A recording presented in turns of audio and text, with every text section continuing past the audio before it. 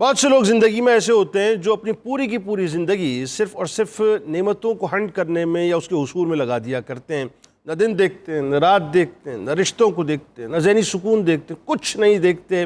اور صرف ان کا مقصد یہ ہوتا ہے کہ بس پیسہ آ جائے، اسٹیٹس آ جائے، مال آ جائے، پوزیشن آ جائے. دنیا کی نعمتوں کے حصول میں جو ہے وہ دن رات لگے رہتے ہیں، کھجل کرتے ہیں اپنے آپ کو، ذہنی طور پہ بھی فرسٹریٹڈ کر دیتے ہیں، روحانی طور پہ بھی فرسٹریٹڈ کر دیتے ہیں، رشتوں میں بھی فرسٹریشن آ جایا کرتی ہے، تعلقات میں بھی فرسٹریشن آیا جایا کرتی ہے. اور نتیجہ یہ نکلتا ہے ناظرین کہ ایک وقت اچانک ایسا ہوتا ہے کہ وہ سانسوں کے درمیان کی جو کوارڈز ہیں نا وہ ٹک ٹک ٹک کر رہی ہوتی ہے، وہ اچانک رکتی ہے،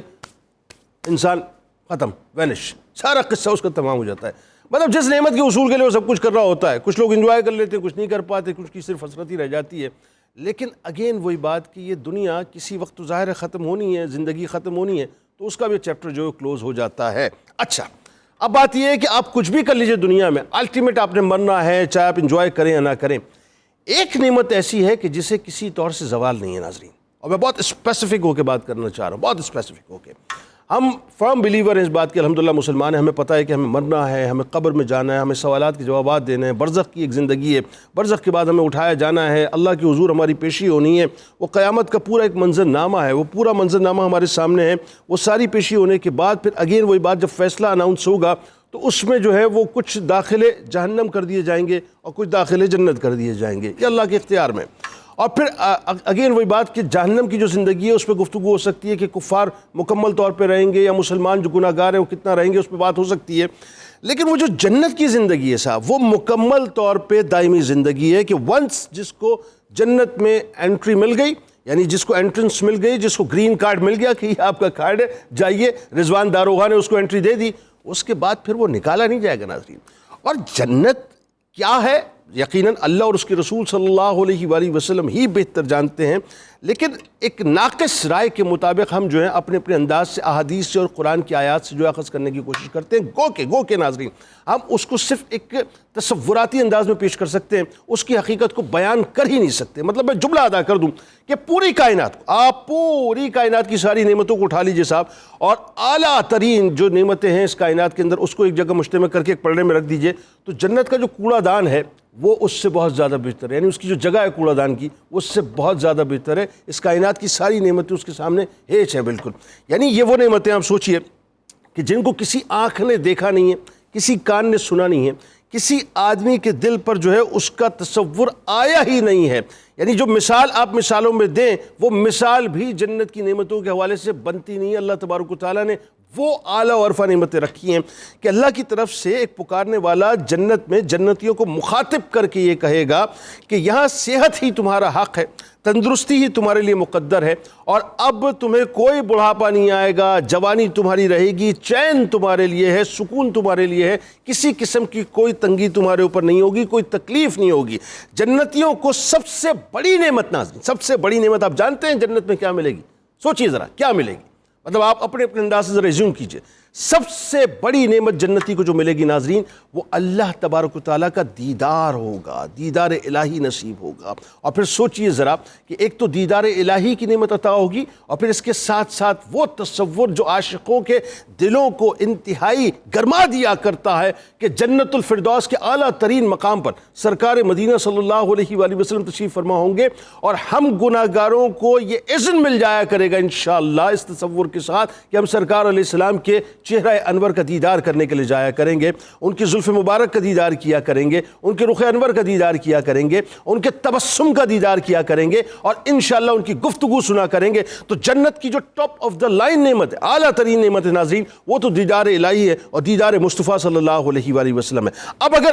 جنتی، میں آپ کو بتلاتا ہوں، چھوٹی چھوٹی سی باتیں بتاتا ہوں اور آپ کو سن کے بڑی تسکین آئے گی. یعنی آپ سوچئے کہ اگر جنت کے کوئی ایک ناخن بھر بھی کوئی چیز جو ہے وہ تمام زمین و آسمان جو ہیں وہ اگر اس سے آراستہ و پیراستہ ہو جائیں تو آپ یقین مانیے جنت کی جو یہ ناخن برابر نعمت ہے اس کا مقابلہ دنیا کی نعمتیں کر ہی نہیں سکتی. یعنی اگر جنتی کا کنگن ظاہر ہو جائے جنتی کا کنگن ظاہر ہو جائے تو آفتاب کی روشنی کو وہ مٹا دے گا۔ عالم یہ ہوگا کہ جیسے آفتاب ستاروں کی روشنی کو مٹا دیا کرتا ہے، جنت کی جو اعلیٰ ترین نعمت ہے ناظرین، اس کا تو آپ تصور چھوڑیے، جو ادنا ترین نعمت ہے نا، ادنا ترین نعمت دنیا کی کسی نعمت کا جو ہے مقابلہ کری، مطلب دنیا کی کوئی نعمت اس کا مقابلہ کر ہی نہیں سکتی کہ جنت کتنی وسیع ہے۔ اس کو اللہ کے رسول صلی اللہ علیہ وآلہ وسلم جانتے ہیں، لیکن اجمالی بیان یہ ملتا ہے کہ اس میں 100 درجے ہیں۔ کتنے درجے؟ 100 درجے ہیں، اور ہر 2 درجوں میں جو مسافت ہے وہ زمین و آسمان کے درمیان ہے، جس کو میں اور آپ ایزیوم نہیں کر سکتے۔ جنت کا ایک درخت ایسا ہے جس کے سائے میں 100 برس تک تیز گھوڑا اگر سوار ہو کے چلتا رہے، یعنی تیز گھوڑے پہ باقاعدہ سواری ہوتی رہے، وہ ختم نہیں ہوگا۔ اور جنتی درختوں کا تنا اللہ تبارک و تعالیٰ نے سونے سے بنایا ہے، جس کی وسعت اس قدر ہوگی کہ اس کے سائے میں 1000 سال تک کوئی سوار اگر چلتا رہے گا، 1000 سال تک، تب بھی اس کا سایہ ختم نہ ہوگا۔ جنت کے دروازے اتنے وسیع ہوں گے کہ ایک بازو سے دوسرے تک تیز گھوڑے کی 70 برس کی راہ ہموار ہوگی، پھر بھی وہ اس تک نہیں پہنچ پائے گا۔ یعنی اس میں قسم قسم کے جواہر کے محلات ہوں گے، ایسے صاف اور شفاف اندر سے ہوں گے کہ اندر کا حصہ باہر اور باہر کا حصہ جو ہے وہ اندر سے نظر آئے گا۔ جنت کی دیواریں اللہ تبارک و تعالیٰ نے سونے اور چاندی کی اینٹوں اور مشک کے گارے سے بنائی ہیں، اور ایک اینٹ سونے کی، دوسری اینٹ چاندی کی، زمین زعفران کی ہے، کنکریوں کی جگہ جو ہے موتی اور یاقوت کا استعمال کیا گیا ہے۔ اور ایک روایت میں آتا ہے کہ جنت عدن کی ایک اینٹ سفید موتی کی ہے، ایک سرخ یاقوت کی ہے، ایک زبرجد یعنی سب زبرجد کی ہے، اور جو گارا ہے وہ مشک کا ہے، اور گھاس جو ہے وہ زعفران سے بنائی گئی ہے۔ یعنی موتی کی کنکریاں اس میں استعمال کی گئی ہیں، عنبر کی مٹی اس میں استعمال کی گئی ہے، اور اس میں جو داخل ہوگا وہ کبھی غمگین نہیں ہوگا، یعنی اسے کوئی غم نہیں ہوگا، اس کے دل میں کوئی بغض نہیں ہوگا، اس کے دل میں کوئی کینہ نہیں ہوگا، اس کے دل میں کوئی نفرت نہیں ہوگا، کسی قسم کی کوئی انزائٹی، کوئی ڈپریشن اس کو نہیں ہوگا۔ یعنی وہ ہمیشہ کے لیے مکمل طور پہ خوش رہے گا۔ ایون جنت کے بارے میں یہ آتا ہے کہ جو جنتی ہے اس کے کپڑے نہ کبھی گلیں گے نہ کبھی سڑیں گے، اور اس کی جوانی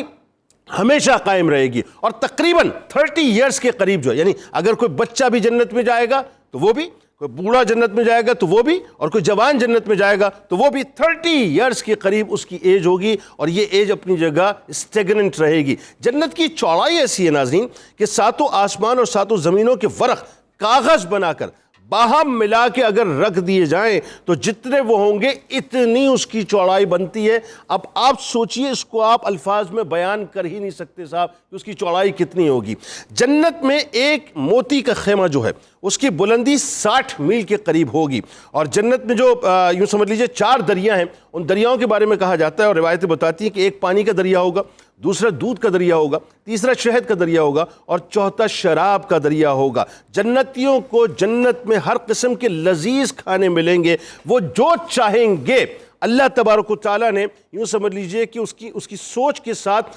سنک کیا ہوا ہوگا جنت کے سارے انتظام کو۔ جیسے آج مثال کے طور پہ آپ موبائل میں کوئی چیز، میں بلا تمثیل عرض کر رہا ہوں، آپ گوگل کرتے ہیں، سرچ کرتے ہیں، آپ فنگر ٹپس کے اوپر جو چاہتے ہیں وہ نکال لیتے ہیں۔ اللہ تبارک و تعالیٰ نے آپ کی سوچ کے ساتھ سنک کیا ہوا ہوگا۔ یہاں آپ سوچیں گے کہ مجھے اس پرندے کا گوشت کھانا ہے، وہاں بھنا ہوا پرندہ آپ کے سامنے موجود ہوگا۔ یہاں آپ سوچیں گے کہ مجھے اس کوزے سے پانی پینا ہے، وہ پانی آپ کے سامنے ہوگا، اور جتنی مقدار آپ سوچیں گے اتنی ہی مقدار جو ٹیسٹ آپ ایزیوم کریں گے وہ ٹیسٹ آپ کے پاس موجود ہوگا، اس سے ہٹ کے کچھ بھی نہیں ہوگا۔ ایون جنت میں کسی قسم کی کوئی نجاست نہیں ہوگی، کوئی گندگی نہیں ہوگی، کسی قسم کی کوئی ریچھ، کچھ بھی نہیں ہوگا، ہر طرف خوشبو ہی خوشبو ہوگی۔ میں جنت کے بارے میں بس کیا بیان کروں، بس آخری بات عرض کرتا ہوں کہ ہر شخص جو جنتی ہوگا، آپ کو پتہ ہے، اس کو تقریباً اندازاً کوئی 100 مردوں کے برابر طاقت دی جائے گی۔ یعنی اللہ تبارک و تعالیٰ جو ہے اس کو اتنی طاقت عطا کرے گا کہ ایک جنتی جو ہے وہ 100 جتنے بھی دنیا کے لوگ ہیں ان کے برابر اللہ تبارک و تعالیٰ ان کو طاقت عطا فرمائے گا۔ اور ذہن میں رکھے، بس آخری بات عرض کر رہا ہوں کہ جنت کی نعمتیں ایسی ہیں کہ جو کبھی ختم نہیں ہوں گی۔ اللہ سے صرف یہ دعا کیجئے، اللہ تبارک و تعالیٰ ہمیں اس فانی دنیا سے نکل کر جنت کی تیاری کرنے والا بنا دے۔